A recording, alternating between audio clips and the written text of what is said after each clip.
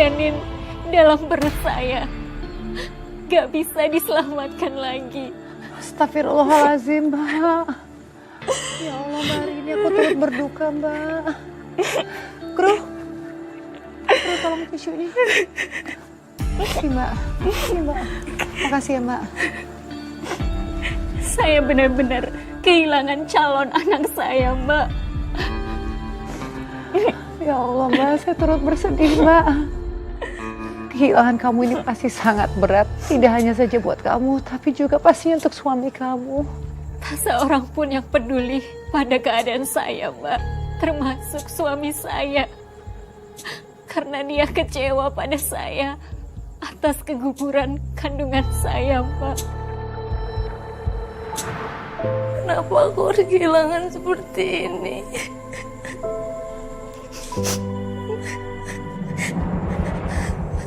Arini, udah deh, jangan nangis mulu. Cepet masak, kita dapat orderan yang banyak nih. Gak bisa, Lid. Rasanya aku belum sanggup. Please deh Arini, kita mau makan apa kalau kamu sedih terus? Mendingan sekarang kamu kerja, alihin pikiran kamu biar kamu ke distract dan gak mikirin soal keguguran terus. Iya, Rini. Apa yang dikatakan oleh Lydia itu benar. Usaha catering kamu harus sukses. Udahlah, kamu tuh gak usah terus-menerus menangisi keguguran kamu. Lagian itu salah kamu kan? Kamu teledor. Saya benar-benar kecewa mendengarkan kata-kata suami saya, Mbak. Dia mulai terpengaruh sama Lydia. Mungkin itu karena dia juga sangat sedih dengan kehilangan anak kami. Ini kenapa ya? Untungnya masih sedikit aja. Ini lagi banyak bil yang belum dibayar. Makanya kakak tuh suruh dong Arini tuh buat kurangin biaya masakannya. Gak usah lah pakai bahan-bahan organik segala, kemahalan. Lagian pelanggan dia juga mana mau bayar mahal-mahal. Kalau biaya itu bisa ditekan, kita bakal dapat untung yang lebih banyak.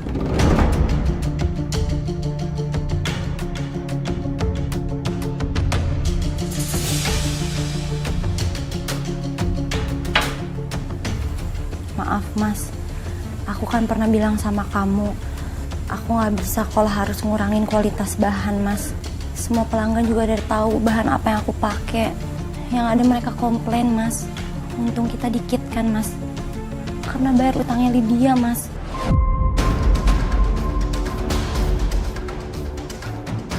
Mendingan Lydia yang kurangin kebiasaan berhutangnya itu, Mas. Biar kita juga punya simpanan buat bayar tagihan. Loh, kok malah nyalahin aku sih? Wajar dong kalau aku dapat keuntungan. Kak Johan, dia tuh selalu mojokin aku karena aku tahu dia selalu naikin harga bahan masakan. Kalau aku yang belanja, pasti biayanya nggak sebesar itu, Kak. Lydia, kamu jangan fitnah aku kayak gitu, Lydia. Yaudah. Hari ini, mulai besok biar Lydia yang belanja ke pasar.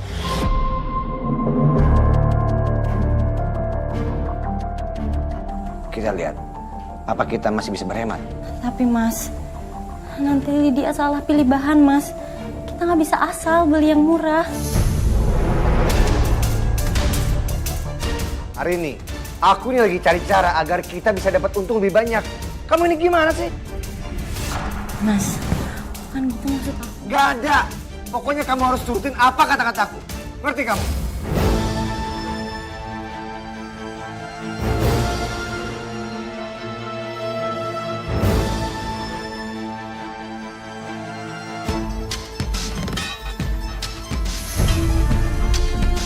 Akhirnya, saya terpaksa menggunakan bahan-bahan adik ipar saya, Mbak. Sesuai dugaan saya, bahan-bahan itu kualitasnya kurang bagus. Malah ada yang sudah nggak segar lagi, Mbak. Bumbu-bumbu pun terpaksa saya kurangi takarannya demi berhemat, seperti permintaan Mas Johan. Mereka sadar nggak sih? bahwa kelakuan mereka itu kan membahayakan usaha yang sudah kamu bangun selama ini, Mbak Arini. Benar sekali, Mbak. Pelanggan saya satu persatu mulai mengeluh dan kecewa pada saya, Mbak. Saya kecewa banget ya. Saya pesen catering, kenapa rasanya nggak enak? Hah? Udah gitu nggak higienis lagi. Padahal ini kan buat arisan teman-teman saya. Mana banyak yang sakit perut lagi habis makan. Mbak Arini udah bikin saya malu, tahu nggak? Bu, asal ibu tahu ya, gak ada masalah kok sama masakan catering kita. Orang lain aja suka kok sama rasanya. Kalau soal higienis, jangan-jangan peralatan makan ibu tuh yang gak bersih. Makanya bikin sakit perut. Jadi gak usah so nyalahin masakan kita. Kamu nyalain saya? Udah jelas, itu sayurannya aja kurang segar. Ikannya juga nggak ada bau. Dan ngada-ngada ya Bu, anak saya nggak salah. Oh, pasti ibu komplain karena ibu meminta ganti rugi kan? Gak bisa. Gak ada bukti kalau masakan kita yang salah. Jangan sembarangan bicara kamu. Saya nggak butuh duit kamu. Gengsian loh. Bu, kami minta maaf ya Bu ya. Kami terima keluhan Ibu. Kedepannya kita bakal lebih baik lagi Bu. Hari ini, kamu denger ya. Pokoknya saya udah nggak mau lagi pesan catering dari kamu. Titik. Ibu. Ibu kan pelanggan saya dari lama Bu. Lo tuh ngapain sih pakai ngebujuk pelanggan segala? Mending kita cari pelanggan lain aja, beres kan? Gak segampang itu Lydia. Ini semua akan terjadi kalau kamu sama Mama gak nyuruh aku pakai bahan-bahan yang rendah kualitasnya. Terus kamu jadi nyalain Mama sama Lydia, gitu? Nih hari ini udah mulai ngelunjak nih, Mah. Denger kan, Mah? Mah marahin aja, Mah. Ini ada apaan sih? Kenapa semuanya pada tegang? Ini nih, Kak. Arini tuh nyalahin aku sama Mama. Padahal yang dikomplain pelanggan catering itu dia. Hari ini, aku sudah bilang berkali-kali sama kamu. Jangan pernah bikin masalah sama Mama dan Lydia. Ngerti nggak sih kamu? Dan mulai hari ini, urusan catering akan diurus sama Mama dan Lydia. Ini catering aku, Mas. Bisa sesukses ini karena jerih payah aku, Mas. Aku gak akan biarin catering aku hancur, Mas. Bantah terus! Mas!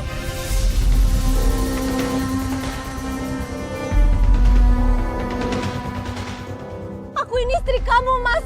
Bukan binatang yang seenaknya bisa kamu sakitin, Mas. Pokoknya, aku gak akan mundur sedikit pun dari usaha catering yang aku rintis dari nol.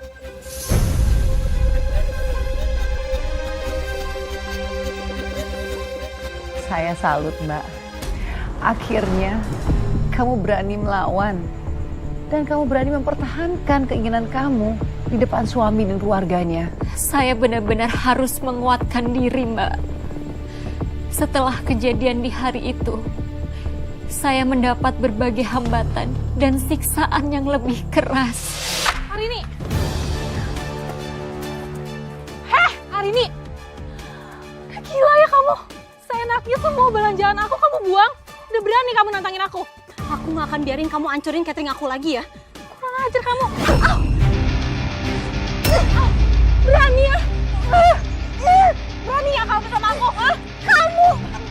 Kamu tuh kurang ajar. Kamu ngapain kamu buang semuanya coba? Itu kan belanjaan aku. Kenapa? Ini Kak, hari ini berani nyerang aku duluan Kak. Mending Kakak kurung aja Kak. Hukum dia Kak. Hari ini, kenapa sih kamu selalu bikin ulah? Aku bisa kurung kamu di gudang. Hah? Ikut aku. Lepasin, Mas. Aku nggak salah, Mas. Adik kamu yang nyerang aku duluan, Mas. Udah ikut. Jangan kasih ampun, Johan. Ayo cepet kita Ikut. Lepasin. Aku nggak salah, Mas. Udah ikut. Nurut aja sih. Udah ikut. Gak mau, Mas. Masuk. Ah!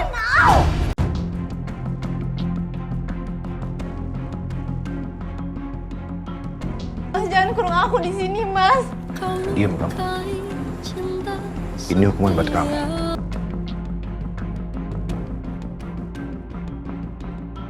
Mas. Mas.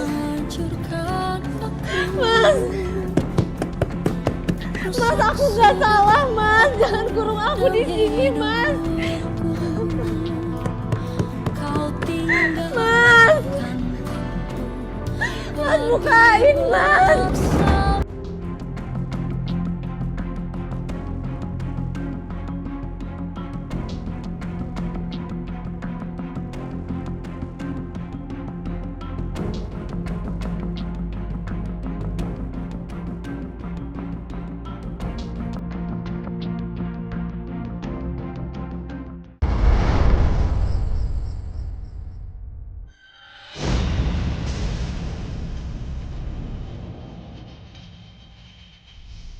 Kamu udah gak bisa apa-apa lagi hari ini. Aku bakal nyiksa kamu sampai kamu teriak minta ampun.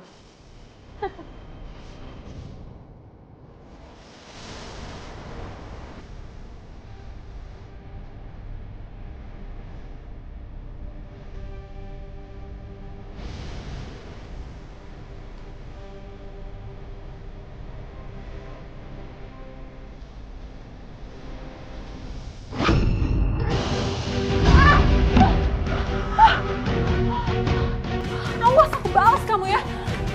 Mau kemana kamu hari ini? Jangan kabur kamu. Mana kamu?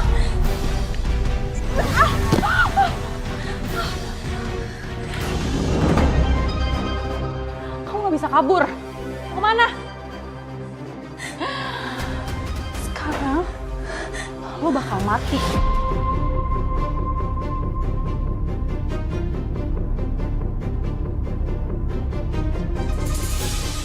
Ada apa ini?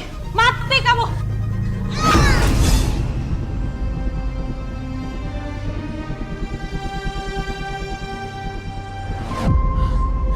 Astagfirullah, Mama. Mama.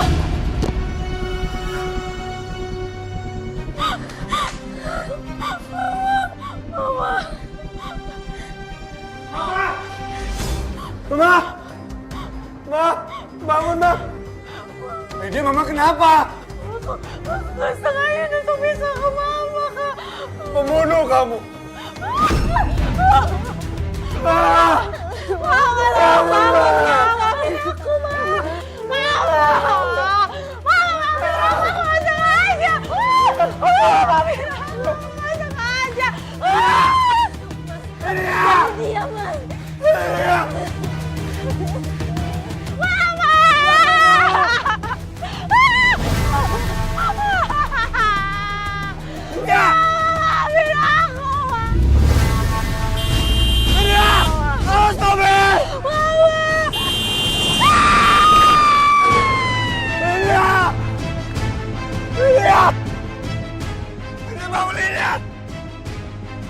Lydia bangun!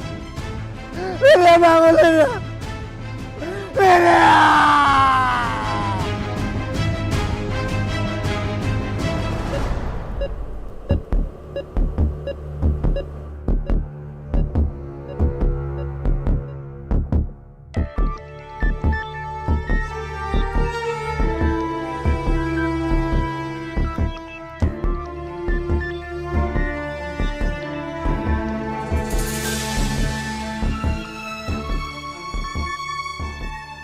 Lydia, kamu udah siuman? Kak, maafin aku, Kak. Kamu jangan nangis lagi ya.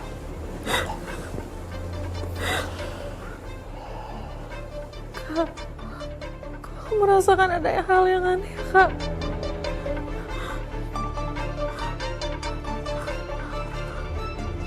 Aku gak bisa merasakan kedua kaki aku ya, Kak. Sabar, Lydia.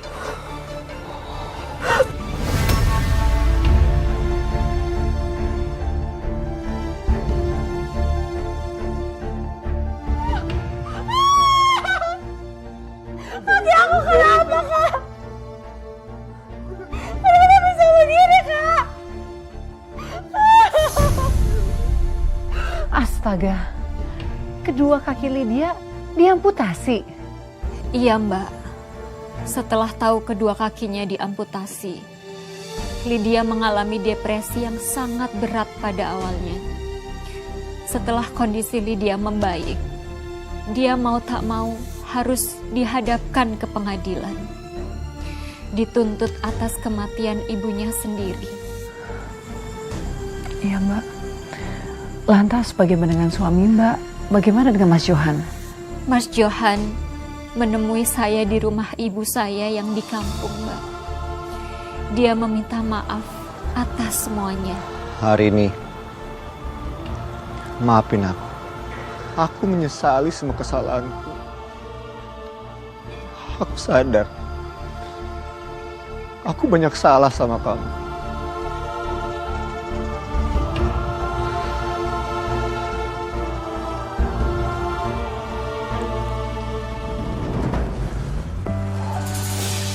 Hari ini, tolong maafin aku. Aku mohon. Aku menyadari semua kesalahan aku. Aku ingin kita membangun kembali rumah tangga kita hari ini.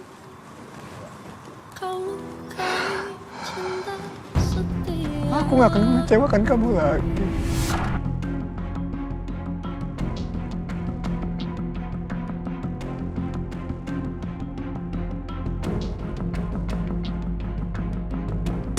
Tolong jangan begini ya.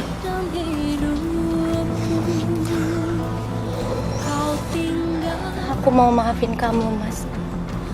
Tapi kamu janji gak akan ngulangin kesalahan yang sama lagi, Mas. Aku janji hari ini, aku akan jadi suami yang baik buat kamu. Aku akan banyak dengar suara kamu.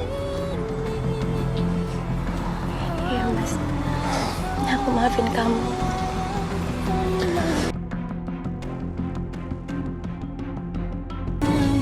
Mbak Arini, kamu sungguh berjiwa besar. Kamu rela memaafkan adik ipar kamu yang sudah sangat keterlaluan memperlakukan kamu selama ini. Dan ini kisah yang sangat berat untuk diceritakan, Mbak. Makanya kami sangat mengapresiasi Mbak Arini membagikannya kepada kita. Kisah Mbak ini bisa menjadi inspirasi bagi para perempuan yang sedang berjuang atau mereka yang sedang berusaha tegar dimanapun mereka berada. Terima kasih sekali lagi Mbak Arini sudah hadir dan membagikan kisahnya. Para perempuan hebat di luar sana, jangan pernah takut untuk mengatakan tidak dan melawan tindakan sewenang-wenang pada diri kita. Sekalipun tindakan itu ditujukan kepada orang-orang yang sepatutnya kita hormati. Percayalah, jika sudah kelewat batas, kata tidak bukanlah suatu hal yang tabu. Dan perbuatan itu tidak akan merendahkan diri kita. Justru, itu akan menunjukkan bahwa kita adalah perempuan yang berkarakter, kuat, dan mandiri. Dan pemirsa, jika kalian memiliki kisah yang menginspirasi dan dapat menjadi pembelajaran bagi para perempuan lainnya, kirimkanlah kepada kami. Kisah yang terpilih akan kami tayangkan dalam episode khusus Catatan Hati Perempuan. Saya Nadia Mulia pamit undur diri, sampai jumpa pada episode berikut.